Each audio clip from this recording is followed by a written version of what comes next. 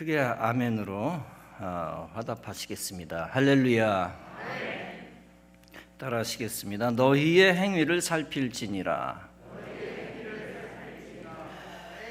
어제 신년축복 영시 예배 시의 본문과 제목이 같지만 다른 내용과 다른 차원에서 말씀을 전합니다. 바벨론에 느부갓네살 왕이 있었습니다. 그가 유다 나라를 철저하게 무너뜨렸습니다. 그리고 유다 백성들을 바벨론 나라의 포로로 잡아갔습니다. 유다 나라는 더 이상 소망을 가질 수가 없었습니다. 그러나 예레미야에게 말씀하신 하나님의 말씀은 살아 움직였습니다. 예레미야 32장은 말씀한 바 있습니다. 이스라엘의 하나님 여호와께서 너희가 말하는 바 칼과 기근과 전염병으로 말미암아 바벨론 왕의 손에 넘긴 바 되었다 하는 이 성에 대하여 이와 같이 말씀하시니라. 보라, 내가 노여움과 분함과 큰 분노로 그들을 쫓아보내었던 모든 지방에서 그들을 모아들여 이곳으로 돌아오게 하여 안전히 살게 할 것이라. 하나님이 포로로 잡혀간 유다 백성들을 풀려나게 하시겠다는 것입니다. 그 이유가 무엇일까요? 왜 풀려나게 하시는 겁니까? 왜 풀어주는 역사를 일으키시는 겁니까?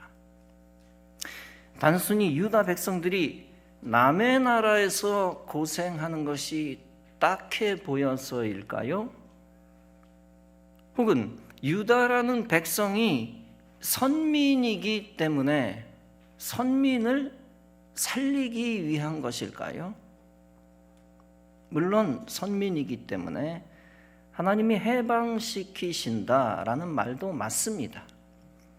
그러나 영적으로 보면 더 깊은 중요한 의도가 있습니다. 그것은 다름 아니라 하나님의 도성 예루살렘을 회복시키시기 위함입니다. 그와 더불어 가장 중요한 이유가 있습니다. 그 예루살렘에 있던 하나님의 성전을 다시 살리시기 위해서였습니다.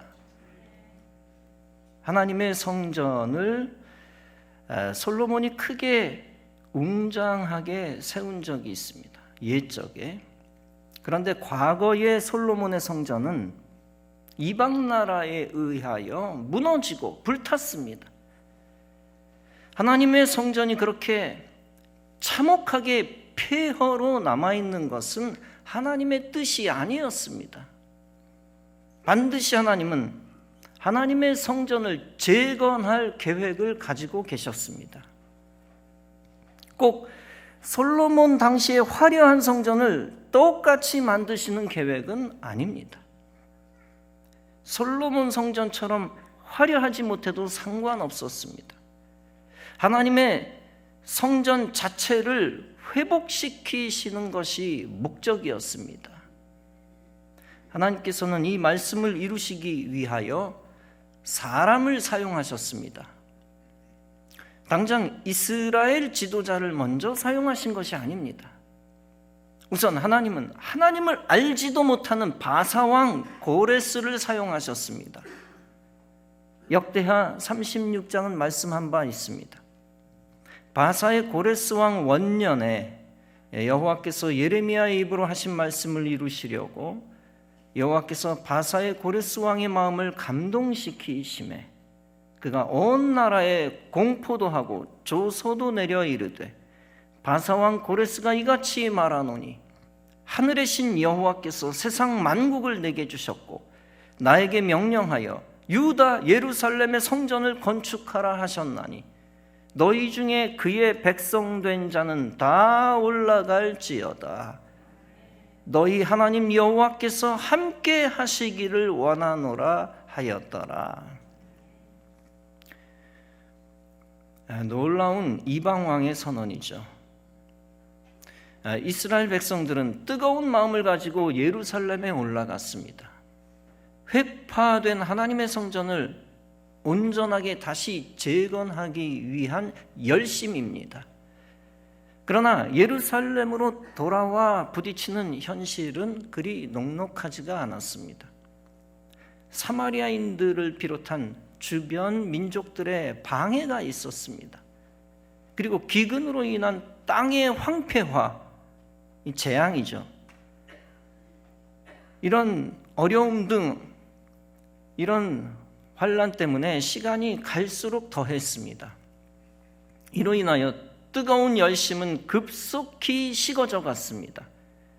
하나님을 바라보던 눈이 이제 현실에 꽂혔습니다. 이에 하나님께서는 본문에서 학개 선지자를 통해 말씀하십니다. 만군의 여호와가 이같이 말하여 이르노라. 이 백성이 말하기를 여호와의 전을 건축할 시기가 이르지 아니하였다 하느니라. 이 성전이 황폐하였거늘 너희가 이때 판벽한 집에 거주하는 것이 옳으냐? 돌아온 유다 백성들은 어려움이 닥치자, 재앙이 닥치자 성전 공사를 중단해 버렸습니다. 자신들에게 주어진 사명을 버린 것입니다. 왜 바벨론 포로에서 풀려났는지 그 영적 의미를 잊어버리고 망각한 것입니다. 디모데후서 4장에 데마라는 사람이 유비적으로 떠오릅니다. 데마는 이 세상을 사랑하여 나를 버리고 데살로니가로 갔고, 원래 데마라는 사람은 열심히 있었고 유능한 조력자였습니다. 사도 바울의 조력자 제자였습니다. 그런데 바울이 로마 감옥에 갇힙니다. 따라서 데마는 자신의 앞날이 밝지 않음을 알게 됩니다. 그러자 그만 사명을 버리고 세상으로 돌아가 버리고 말았습니다. 하나님을 향한 마음은 식어버렸고 하나님을 향한 시선을 걷어버린 것입니다. 유다 백성들의 마음이 그와 같습니다. 처음에는 그 뜨거운 열심으로 성전 건축을 시작했습니다. 그러나 그들은 세상으로부터 오는 핍박, 유혹에 지고 말았습니다. 하나님의 성전 공사는 중단되었습니다. 성전은 그대로 폐허가 되고 방치되어 버렸습니다. 그런데 유다 백성들은 자기 합리화를 합니다. 여호와의 전을 건축할 시기가 이르지 아니하였다. 지금과 같이 방해가 많고 어려운 시기는 성전 건축의 때가 아니다라는 겁니다. 오늘날로 굳이 비유로 말하면 무엇과 같을까요? 아마 지금처럼 방역에 신경 써야 될 때는 성전 건축의 때가 아니다와 같을 것입니다. 백성들은 이렇게 말합니다. 이 고비를 넘기고 실행하면 되는 것을 무리하지 말자. 이렇게 어려운 일을 만났으니 성전 건축 시기를 늦추는 것이 현명하다라는 겁니다. 그들은 자기 변명과 함께 정작 자신들은 반듯한 집에 거합니다. 그러면서 자신들의 유익만을 구하기에 바빴습니다. 결국 세상에 굴복한 것이요, 세상 사람과 섞여버리게 된 것입니다. 여러분, 하나님이 그들을 포로 생활에서 풀어준 이유가 무엇입니까?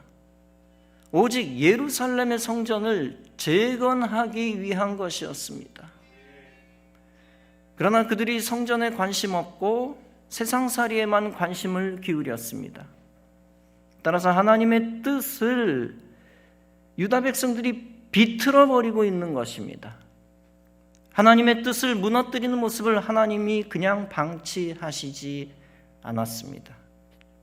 지난주에 말씀드렸다시피 하나님은 학개 선지자를 통하여 경고하십니다.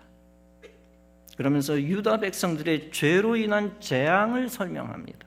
너희가 많이 뿌릴지라도 수확이 적으며 먹을지라도 배부르지 못하며 마실지라도 흡족하지 못하며 입어도 따뜻하지 못하며 일꾼이 삭슬 받아도 그것을 구멍 뚫어진 전대에 넣음이 되느니라. 다 새 나간다는 얘기입니다.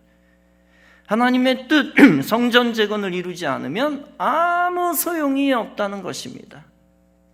너희의 수고가 허사라는 것입니다. 인간적인 인간을 위한 수고가 허사라는 것입니다.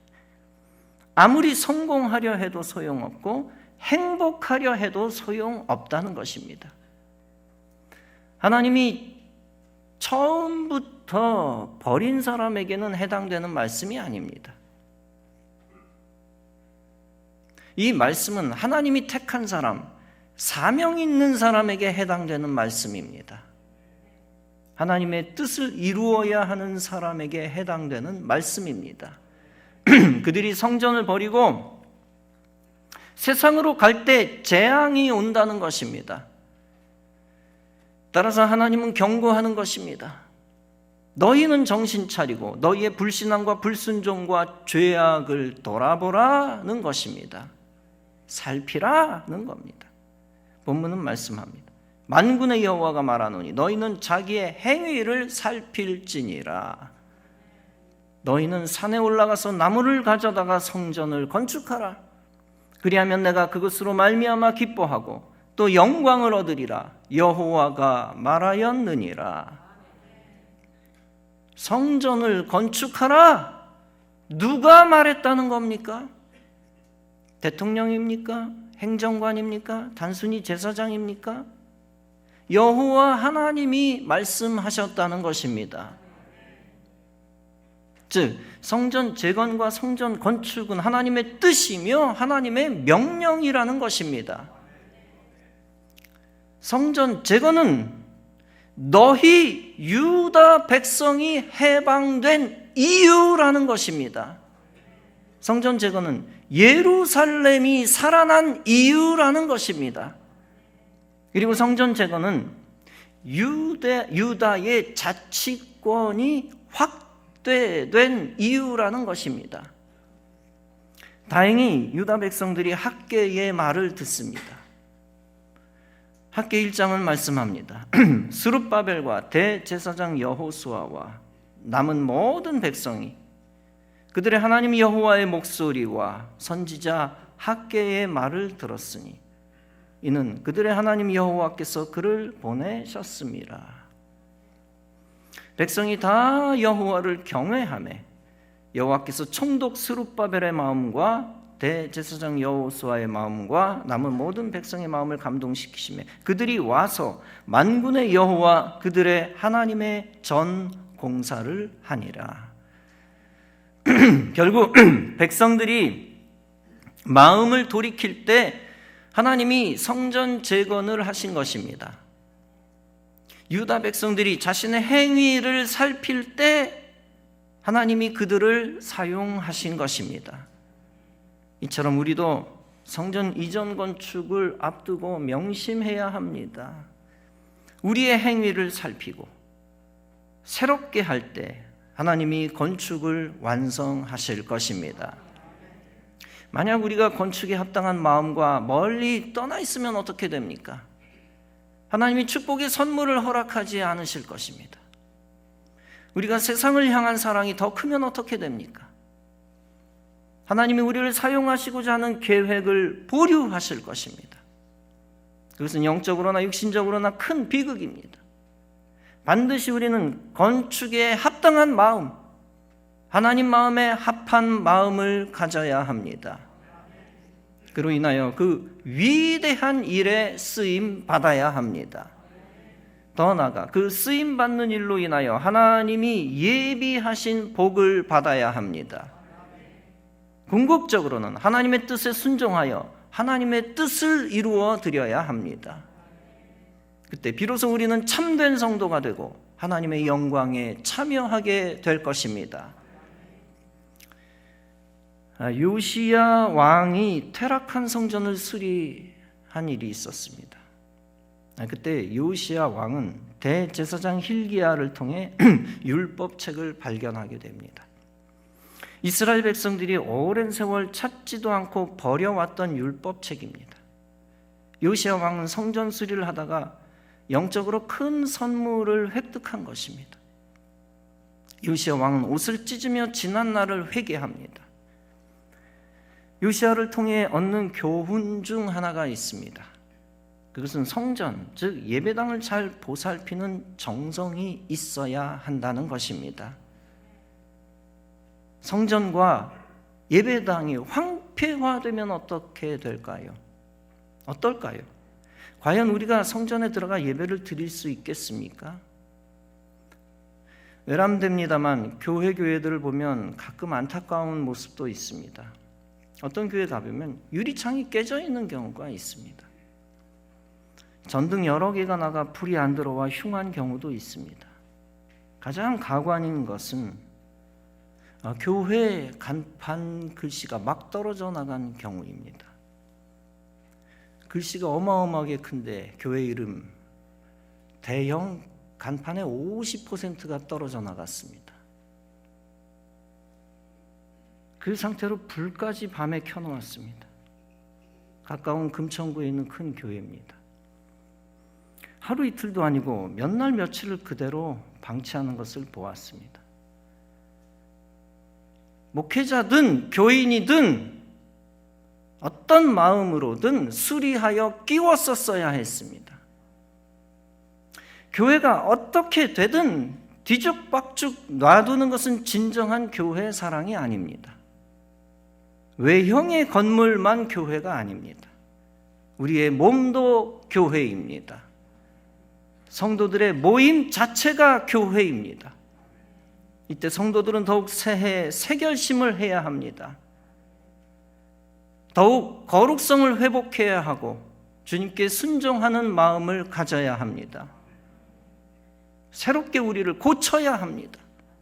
교회이기 때문입니다. 우리는 인본주의 세상 지식인의 말만 듣고 불순종해서는 안 됩니다. 반드시 신본주의 신앙에 입각한 성경 말씀에 순종해야 합니다. 비근한 예 하나를 들어보겠습니다. 다름 아니라 11조입니다. 인본주의 신학교 교수와 목회자들의 잘못된 11조 사상이 유튜브에 난립합니다. 성경을 신앙으로 해석하지 않고 은근슬쩍 사람의 생각을 끼워 넣습니다. 11조는 구약의 율법이니 신약 시대에 지킬 필요가 없다. 11조의 형식이 중요한 것이 아니라 11조의 정신만 살려야 한다.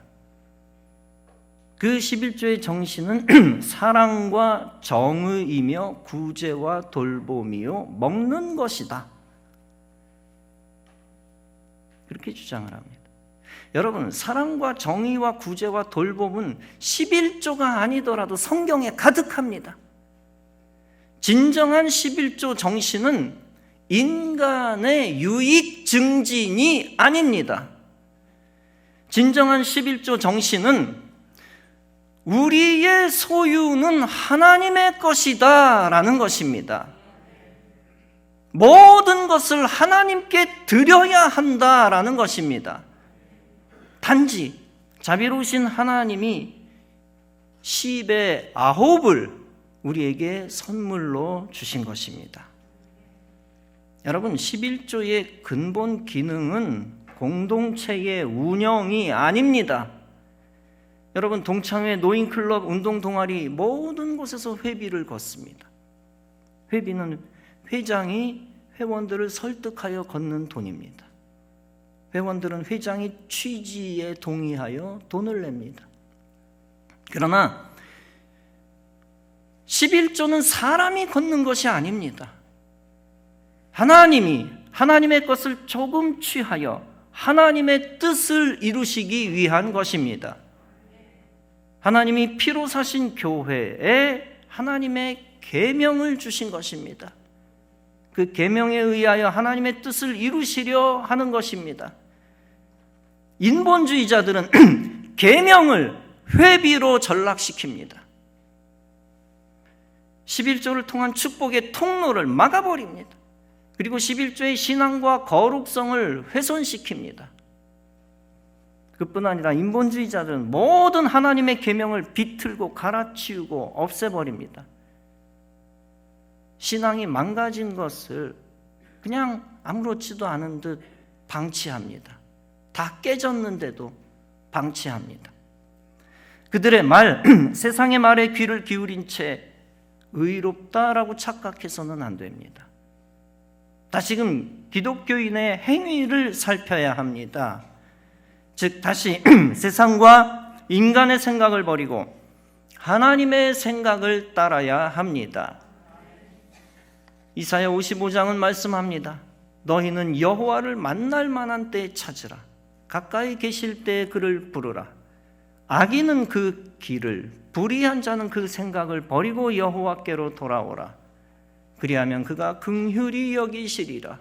우리 하나님께로 나아오라. 그가 널리 용서하시리라. 여러분, 무슨 말씀입니까? 악한 생각, 불의한 생각을 버리고 성전으로 돌아오라는 것입니다. 그러면 하나님이 용서하시고 은혜해 주신다는 것입니다. 이와 같이 성전과 예배에 합당한 것은 그리스도인의 거룩성 회복입니다. 그러므로 우리는 항상 우리 자신을 신본주의 신앙으로 살펴야 합니다. 그 신앙으로 거룩성을 회복시키고 성전에 들어와야 합니다. 그리고 그 신앙으로 새 사람 되어 하나님 예비하신 선물, 성전을 받아야 합니다. 교회의 거룩성 회복이 있어서 가장 중요한 것이 있습니다. 그것은 다름 아니라 교회 전체가 한 마음, 한 비전으로 하나가 되는 것입니다. 분열은 마귀 역사이며 하나님이 증오하시는 것입니다. 이간질도 마귀 역사입니다. 당파 짓고 몇몇이 따로 떨어져 나가는 것은 이 마귀 역사입니다. 그리고 분열은 하나님의 선물을 받지 못하게 하는 저주입니다. 어떤 교회는 10수년이 지났는데 교회가 두 파로 나뉘어 교인들끼리 서로 반목합니다. 싸울 때는 2층과 아래층에서 각각 따로따로 예배를 드립니다. 2층에서 찬송을 하면 아래층에서는 기도를 하거나 고함을 지릅니다. 여러분, 교회라고 다 교회는 아닙니다. 한 마음이 되지 않은 교회는 그 어떤 핑계를 대도 소용없습니다. 하나님의 큰 선물과 축복을 절대 받을 수 없습니다. 오히려 징계를 받아 멸망의 본보기가 되기도 합니다. 하나님이 당장 헐어버리시지 않는 것만으로도 감사해야 할 뿐입니다. 여러분, 성전의 존재의 목적은 오직 하나님의 영광을 위하는 것임을 믿어야 합니다. 그 영광을 위해서는 인간의 생각, 인본주의, 소욕 다 버려야 합니다. 오직 하나님의 말씀과 그리스도의 계명과 사랑에 굴복해야 합니다. 그때 교회의 거룩성 속에서 하나님이 성전을 축복하시고 선물로 주십니다. 그러므로 에베소서 2장은 말씀합니다. 너희도 성령 안에서 하나님의 거하실 처소가 되기 위하여 예수 안에서 함께 지어져 가느니라. 성령 안에서 성도들이, 교회가 하나 될 때 성도의 믿음이 올라갑니다. 그때 교회도 성장하고 성전도 지을 수 있는 것입니다. 사랑하는 성도 여러분, 우리 교회는 많은 사명을 가지고 있습니다. 그중 귀중한 것 중 하나는 정상 예배를 사수하는 것입니다. 우리 교회가 정상 예배를 사수해 왔기 때문에 하나님이 성전을 선물로 주시려 하고 계십니다. 그 새 성전에서는 더욱 성전 예배의 본보기를 보여주어야 할 것입니다. 새 성전에서는 더 많은 한국 교인들이 우리를 볼 것입니다. 그때 우리는 성전 예배의 본을 보여 하나님이 성전 주신 뜻을 이루어 드려야 합니다. 그러면 하나님은 우리 교회와 예배자들을 더욱 축복하실 것입니다. 하나님이 포로를 귀환시킨 이유가 무엇이라고 했습니까? 예루살렘을 회복시킨 이유가 무엇이라고 했습니까? 이방 제국의 마음을 움직여주신 이유가 무엇입니까? 하나님의 영원한 성전, 예루살렘 성전을 재건하기 위함이었습니다. 오늘 하나님이 이 나라를 지켜주신 이유가 무엇입니까? 도시들을 지켜주신 이유가 무엇입니까? 우리 교회 성도들과 물질과 예배를 보호해 주신 이유가 무엇입니까? 하나님의 거룩한 성전을 세우라는 뜻입니다. 그러므로 우리의 사명은 예배도 사수해야 되지만 성전도 반드시 세우는 것입니다. 그리고 우리의 사명은 이 나라와 도시 속에서 신본주의 성전의 본보기가 되는 것입니다. 하나님이 그 귀한 성전을 만드시려고 우리를 모으시고 부르신 것입니다. 이 재앙의 시대에 가장 하나님이 필요로 하시는 성전을 위해 우리를 부르셨습니다. 그 놀라운 하나님의 뜻을 믿고 성전을 세워 하나님의 뜻을 이루시기 바랍니다. 그리고 이 시대에 성전을 세워 하나님이 원하시는 신앙의 의를 이루시기 바랍니다. 하나님의 뜻을 이루는 우리 교회가 되어 하나님께 무한 영광 올려드리시기를 주님의 이름으로 축원합니다. 기도하시겠습니다.